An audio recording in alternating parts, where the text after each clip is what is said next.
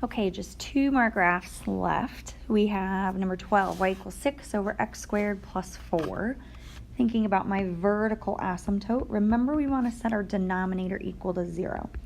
Well, if I have x squared plus 4 equals 0, I subtract 4 from both sides, and then I try to take the square root of both sides. Now, and I do plus or minus, as always, I notice that I'm taking the square root of a negative number. We know that we can do this as long as we consider complex numbers, but in terms of real numbers and graphing the real numbers, we can't do this. So we have no vertical asymptote. This should clue you in that this is going to be one of your bell-ish shaped curves. So keep that in mind.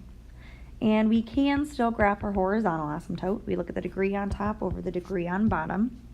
The degree on the denominator is greater than on top, so that automatically gives you y equals 0 for your horizontal asymptote. Now, since we have no vertical asymptote and we don't really have a place to start, we can consider our x-intercept and our y-intercept. Well, our x-intercept, we normally set our numerator equal to 0, but 6 equal to 0 doesn't make any sort of sense. So then we go to our our y-intercept, which means I'm just plugging in 0 for x. So I plug in 0 for x and I get 6 over 4, which is 3 halves. Now I know my bell-shaped curve. I know that that's going to be the highest point my graph is going to reach. I am really going to space out my tick marks. So maybe we'll call that 1 and that 2. And then usually with these we can space out our x's as well. So I'm going to go ahead and do that. So from here, plot your points, that helps. So go up 1.5. Now we just want to plug in values for x. Since we don't have any vertical asymptotes to say, hey, 2 to the left, 2 to the right, we do have the y-intercept though, so we typically say 2 to the left of that, 2 to the right of that. So plug in your favorite negative numbers, maybe we'll go -1, -4, I don't know, and then favorite positive numbers, maybe +1, +4. Plugging in -1, we have 6 over -1 squared gives you a +1. Plus 4, that's going to give you 6/5, which for the sake of graphing, we can get that as a decimal. That's going to be 1.2, so not quite up at 1.25, so just under that quarter tick mark. Plugging in +4, we're going to have 6 over 16 plus 4. 16 plus 4 is 20. 6 over 20 we can reduce to 3 over 10. So we can call that 0.3, which is going to be just above that 0.25 tick mark. And then we do the same thing with +1, +4. Now, since the only place we see an x is, or asks us to square it right away, this graph is going to be symmetrical. So plugging in +1, we're going to get the same thing we did when we got -1, 1.2. Plugging in +4, we get 0.3 again. So we reflect our graph / plot points. And then drawing in our curve, we know that this is a borderline bell-shaped curve, right? Where it levels off at our horizontal, not my best, horizontal asymptote, and it gets shaped close-ish to this. Considering our domain, we didn't have a vertical asymptote, so we can plug in whatever we want. So our domain is all reals.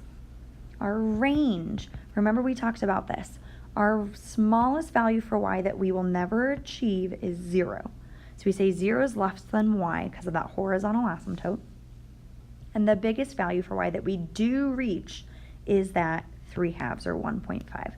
So our range 0 is less than y, which is less than or equal to 1.5. Last one, number 14, y equals x squared minus 2 over x squared minus 9. First thing I see right away is that my denominator is factorable. That can become x plus 3, x minus 3, we have dots. My numerator, I'd like to factor, but I cannot, so I won't. But I can still consider my vertical asymptote, my horizontal asymptote, etc. So vertical asymptote, we set our denominator equal to 0. Well, when we've got sets of parentheses, it makes our life nice and easy. Setting our first set of parentheses equal to 0, we're going to have a vertical asymptote at -3. We are also going to have one at +3. thanks to that second set of parentheses. So we draw those guys in.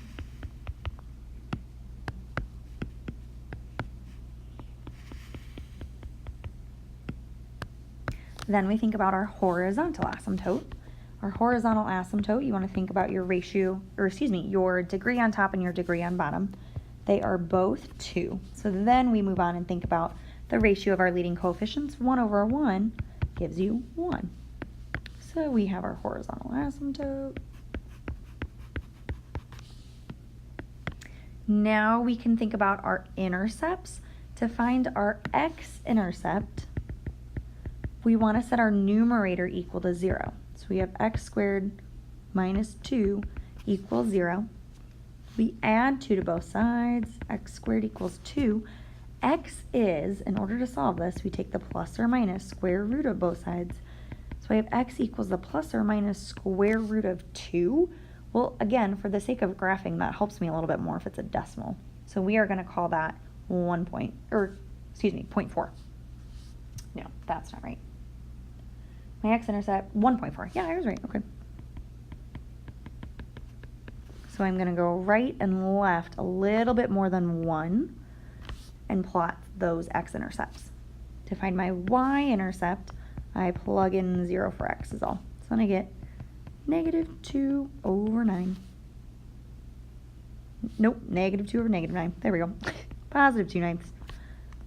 And already I can kind of start to see my middle branch take shape. Because of that, I don't need to be quite as precise and as specific when plugging in points between my 2 vertical asymptotes. Now, we still for sure want 2 to the left and 2 to the right, like the far left and the far right. But plugging in points in between, normally we say, okay, vertical asymptote, x-intercept, plug something in. X-intercept, y-intercept, plug something in. Y-intercept, x-intercept, plug something in. That just isn't necessary this time around because we can already kind of envision what's going to happen to our graph. We can already kind of see that we're probably going to be going downwards, so we just want to plug in something to the left and like over here on the left of that x-intercept and on the right of that guy just to be safe. And we can achieve that by plugging in positive and negative 2 and calling it a day. So as I think about other x's to plug in that would be nice and handy, we already said negative 2 and positive 2. Those will be my 2 in-between points. Far left, maybe let's go negative 5 and then negative 4, why not? And then let's be symmetrical. Plug in positive 4, plug in positive 5. Plugging in negative 5, we just plug it in for x. Remember that when you square a number, you automatically make it positive. So we are looking at 23 over 16, which is not something I know off the top of my head and isn't helpful when I'm graphing. So when I graph, we can call that about 1.4. And then plugging in negative 4, we get 2. Here's a nice little number. Plugging in both negative 2 and positive 2. Remember that when we square x right away, it doesn't matter whether we're plugging in positive numbers or negative numbers. But we get negative 2/5, which for the sake of graphing, we're calling negative 0.4. But positive 4, we get positive 2. Positive 5, we get that same 23/16, which is about 1.4. I plot each of these points. Let's see, negative 5, up 1.4, negative 4, 2, and then sure enough, when I plot those negative 0.4 points at x equals positive 2 and x equals negative 2, our graph does in fact shoot downward. It could have gone upward, but now we see for sure that our graph is going downward. So we're going to draw that one in right now. And then that far right piece, plugging in 4, we get 2. Plugging in 5, we get 1.4. Right there. Oh, that is not at all where that's supposed to go. 2. There we go. And then we fill in the graph with the rest of our branches. Our domain for this guy, something we could definitely ask you, x cannot equal your vertical asymptotes, which we had 2 of them at positive 3 and negative 3. And then don't worry about the range for this guy.